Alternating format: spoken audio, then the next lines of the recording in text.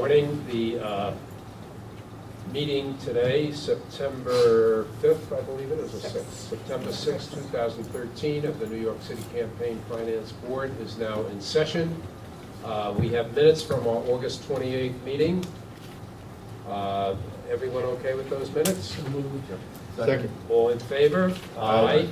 The chair would like to congratulate Amy and all at the Campaign Finance Board for the extraordinary work that you have done so far during this campaign.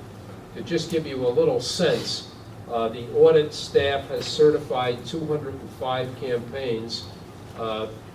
Candidate Services Unit handled 2,000 disclosure statements and amendments, and the Document Processing Group has worked on over 200 voter guide and 200 video voter guide statements. The whole operation has recommended payments to over 100 candidates so far.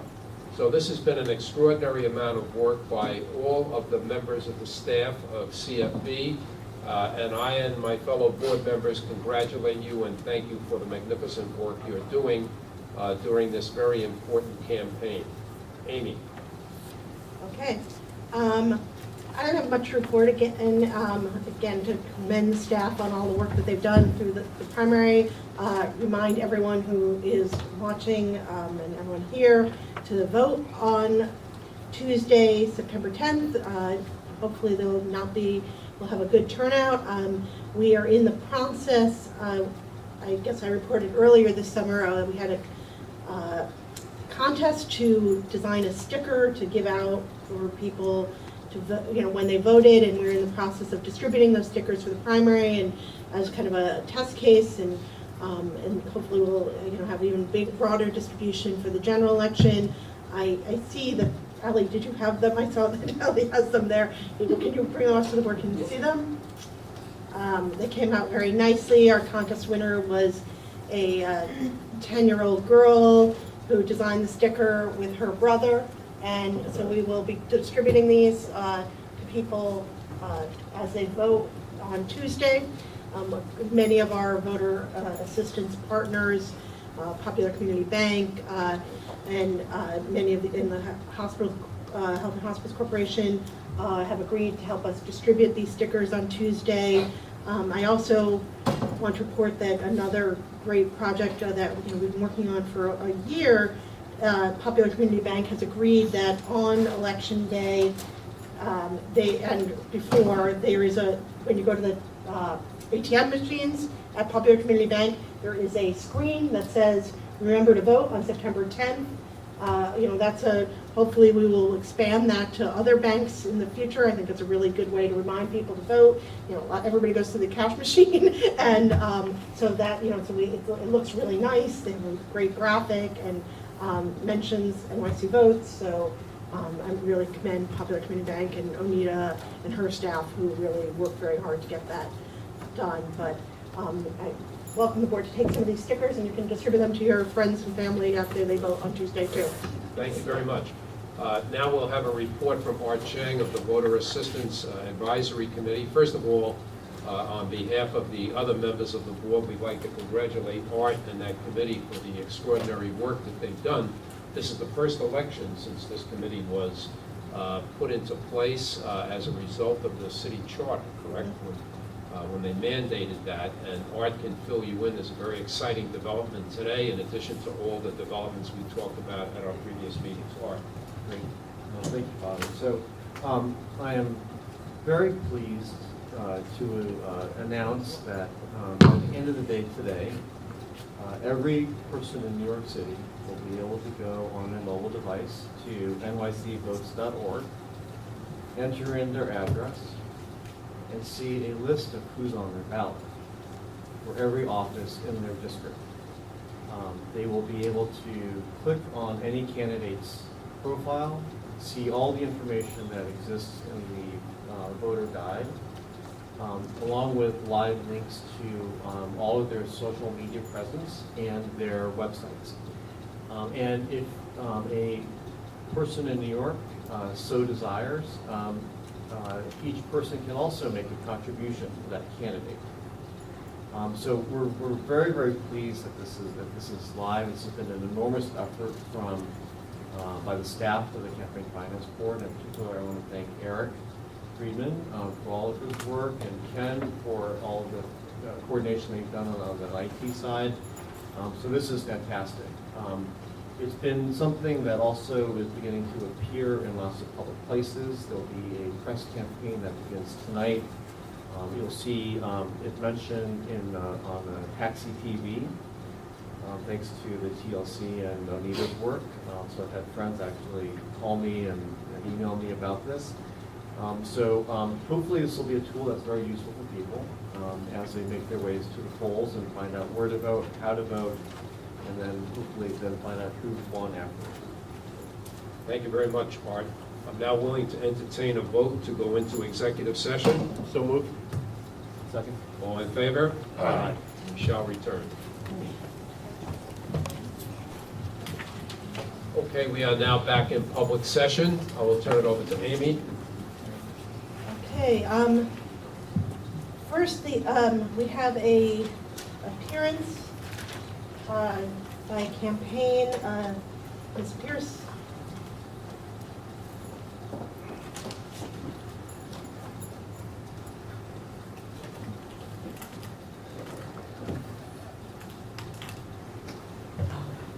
Good morning and welcome, Ms. Pierce. Would you please identify yourself for the record? Yes, my name is Judith Pierce, and I'm treasurer for the Friends of Avery Fox campaign. Thank you very much. And I thank you very much for giving me this opportunity to personally address the board. And I come today to make an appeal, a personal appeal, that you override the staff recommendation, that the campaign be denied the remaining matching funds. I think it's a sum of $4,221, which does not, okay, I usually have a loud voice, which doesn't seem like it's a lot, but given the circumstances and the imminent primary day election, it's critical for our campaign. Last Friday, which is the day that I was to submit the disclosure statement 11, I was on the phone with my campaign liaison at 4:30, talking about having him walk me through the process of uploading electronically the data that needed to be submitted with the disclosure. He did that. Of course, he had to go off and work with other campaigns. And I uploaded it. However, he told me that it wasn't accepted because I didn't have the transaction IDs. So I got off the phone, put the transaction IDs there, and about 10 to 5, I went to C-Smart to fill out the form and to make the transfer. I thought I did that. It was my understanding that I did that. Then I made the submission to the state. Okay, I do have a receipt from the state. The whole process of, as you know, of submitting to the state is a little bit more complicated than the city. So at 5:03, I get a receipt from the state indicating that they had received my submission. I did not check for the receipt. I didn't get on my computer for the entire weekend. We were out campaigning, at the parade, and so on. Monday morning, I got a notice from the state indicating that they had rejected the disclosure statement that I had submitted, that indicating that somehow or another it went through as a PDF form, which is a format that their system doesn't recognize. So I understand the staff has taken the position that I was late, that I didn't submit it, and so therefore we shouldn't be entitled to the funds. And that the only available appeal process is for us to submit a 502A petition. Well, obviously the petition is Tuesday, and so that's why I'm here today. And here's what I will say to you. Obviously, I have been submitted the prior disclosure statements timely. I was on the phone with the liaison up until about 10 minutes to 5. This is clearly a technical error. Maybe it is even a human mistake. It was not intentional. And I would ask that the board allow the campaign to accept the final $4,221 in matching funds. It's been a very difficult campaign in CD 35. One of our opponents is a selected Jobs for New York candidate, having received well over $175,000. We need every penny that we can get. To withhold the money, I think at this point would really be devastating to our campaign. I am sorry that it happened. It was not intentional. I did fill out that form. I know that I submitted it. I don't know what happened. I do know it went through on the state, because I do have documentation that it went through. And so I'm asking you to, in this particular instance, to grant our petition and to allow us to receive the remaining matching funds. I'm available for any questions. Thank you very much. Any questions? Board members? So, in your prior submission, was it normal for the campaign finance support system to give you back an acknowledgement that successfully? It was, and I have to say that I was remiss, and I had a meeting, and I hadn't intended on being that late with it. We had switched from a database using Nation Builder to using MPG, which is a whole other database system. I had been misinformed. Apparently, with the MPG form database, you can upload directly to the state system, not the city. I learned that at 2 o'clock, so I had to now enter all of the data by hand manually, and it caused a major delay. I have been timely in all of the other previous submissions, and it didn't occur to me that there would have been a problem. I've done this now 8 or 9 times, okay, over the course of the campaign. There was no reason for me to believe that it just would not have gone through. And even if I didn't even learn that it hadn't gone through until Mr. Digatakis told me on Monday when I called him to tell him that I had gotten an email from the state. This is just an extraordinary situation. And I think that there is no remedy. If we don't get the money for this weekend, then that, there's really no remedy because of the timing of the situation. Normally, I submit, and then I go to the FedEx, and I mail it, and I don't have a problem. This was the first time that I was uploading electronically. And I think that that's probably what the problem was, that and trying to do things, probably 10 things at the same time and rushing. Thank you. Thank you very much. Any other questions? Okay. Thank you very much, Ms. Will you be making a decision today? Yes.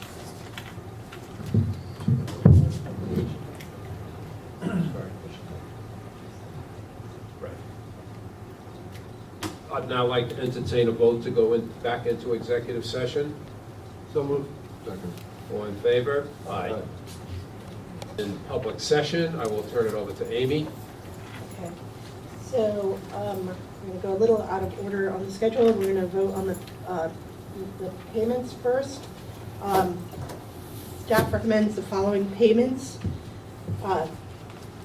In the race for mayor, Bill de Blasio, $549,801. Joe Loda, $309,896. Christine Quinn, $176,715. Bill Thompson, $256,802. And Anthony Weiner, $83,825, for a total of $1,377,039. In the office, for the Office of Public Advocate, Letitia James, $92,093. Rashma Sajani, $191,906. Daniel Squadron, $339,373, for total payments of $623,372. For the Office of Controller, Scott Stringer, $193,348. For the Office of Borough President in Manhattan, Gail Brewer, $101,218. Robert Jackson, $68,738. Jessica Lappin, $51,487. And Julie Menon, $39,635. In Queens, Melinda Katz, $126,728. In the Bronx, Ruben Diaz Jr., $9,941. And Marcus Godfrey Bay, $18,430, for a total in the Office of Borough President of $416,177. In the Office of City Council, in District 1, Margaret Chin, $4,621. Jennifer Rajkumar, $4,742. In District 2, Richard Del Rio, $5,978. Rosie Mendez, $4,620. In District 3, Corey Johnson, $4,620. Yetta Kurland, $4,605. In District 5, Edward Herzog, $5,311. Benjamin Kalos, $4,620.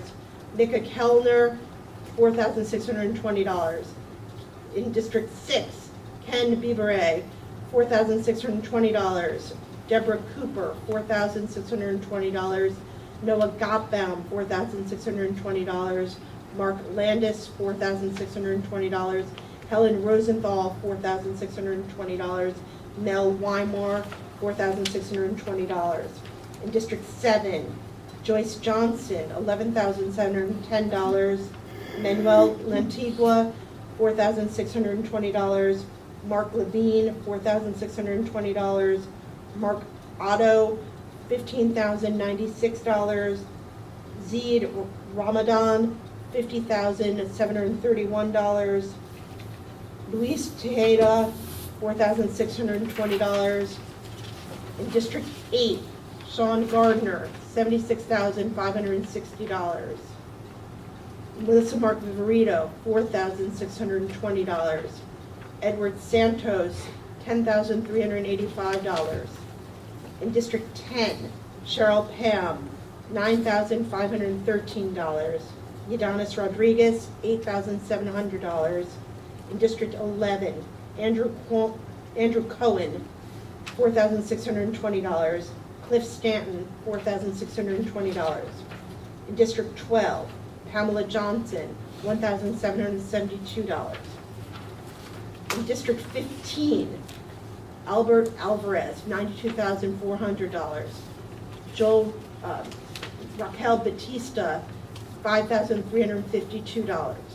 Joel Rivera, $2,946. Cynthia Tompkins, $3,592. Richie Torres, $4,620. In District 16, Pedro Alvarez, $4,620. Vanessa Gibson, $18,200. $248. Daryl Johnson, $1,756. Nanit Mohammed, $3,759. Bolo Amatosho, $3,119. Carlos Sierra, $4,914. In District 17, Maria Arroyo, $19,202. Julio Pabon, $5,019. In District 18, Annabelle Palma, $1,155. In District 19, John Duane, $4,620. Paul Graziano, $4,620. Austin Shaffrin, $4,620. Paul Vallone, $4,620. Chrissy Voskarahian, $4,620. In District 22, Kostas Konstantinidis, $4,620. Konstantinos Prensas, $5,333. In District 24, Rory Lanceman, $4,620. Andrea Veras, $43,596. In District 27, Manuel Kaufman, $4,620. Gregory Mays, $25,077. Danique Miller, $14,232. Clyde Vanell, $9,273. In District 28, David Coyote, $41,622. Hetty Powell, $4,620. Reuben Wills, $6,917. In District 31, Michael Duncan, $8,313. Donovan Richards, $23,100. In District 33, Stephen Levin, $4,620. Stephen Pearson, $4,620. In District 34, Vito Lopez, $4,570. Antonio Reynoso, $4,620. Humberto Soto, $7,120. In District 35, Olanike Alabe, $4,620. Lori Cumbo, $4,620. Eddie Fox, who we just heard from, the board has authorized payment, but because the statement has not been completed review, the amount is not known yet, and so the amount will be decided later today, and you'll be notified of the amount. In District 36, Robert Carnegie, $4,620. Kirsten Foy, $4,610. Robert Waterman, $4,620. In District 37, Rafael Espinal Jr., $7,182. Roberto Mateo, $38,626. Hillel Sheikh, $4,620. In District 38, Sarah Gonzalez, $4,620. Carlos Machacha, $4,620. In District 40, Sandra Thomas, $4,621. In District 41, Darlene Neely, $37,692. Christopher Banks, $6,087. I'm sorry, and that's District 42, Christopher Banks. And also in District 42, Inez Barron, $8,392. Sean Henry, $44,004. Nikki Lucas, $31,584. John Whitehead, $7,201. In District 44, David Greenfield, $1,155. Gene Similian, $57,438 in District 45. Also in District 45, Jamani Williams, $1,155. In District 46, Alan Mizell, $4,620. In District 47, Todd Dobrin, $4,620. John Liziansky, $4,620. Mark Traeger, $4,620. In District 48, Chaim Deutsch, $4,620. Ari Kagan, $4,620. Igor Oberman, $6,520. And Teresa Scavo, $4,107. In District 50, Lisa Giovanazzo, $4,753. John Mancuso, $15,239. Stephen Mateo, $4,620. And Mindy Murisnik, $4,190. For the office total from City Council of $1,048,175,000 and total payments of $3,658,111. Do I hear a motion to approve? Second, all in favor? Aye. Okay. Next, the staff recommends that the board dismiss a complaint against Paul Vallone for City Council of District 21. Second? All in favor? Aye. There being no further business, There's one more thing. sorry, one more. As the board anticipates that there will be runoffs, staff has the following recommendation for the proposed to make payments for that runoff in the event that the Board of Elections has not determined the results. In the event a runoff election is necessary after the primary election on September 10th, the board will make public funds payments to candidates in the runoff election at a regular meeting scheduled for September 12th. The amount of each candidate's runoff payment is 25% of the payment the candidate already received in the primary. If the official results of the primary are unduly delayed, the board may proceed to make payments of public funds to candidates who are reasonably anticipated to be on the ballot for a runoff.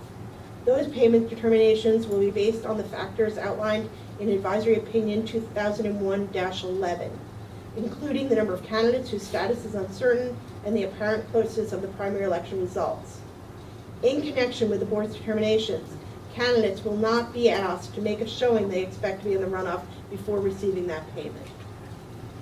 Thank you, Amy. There being no further business, I'm willing to entertain a motion to adjourn. So moved. Second? All in favor? Aye. See you on September 12th. Don't forget to vote. I remind myself every day.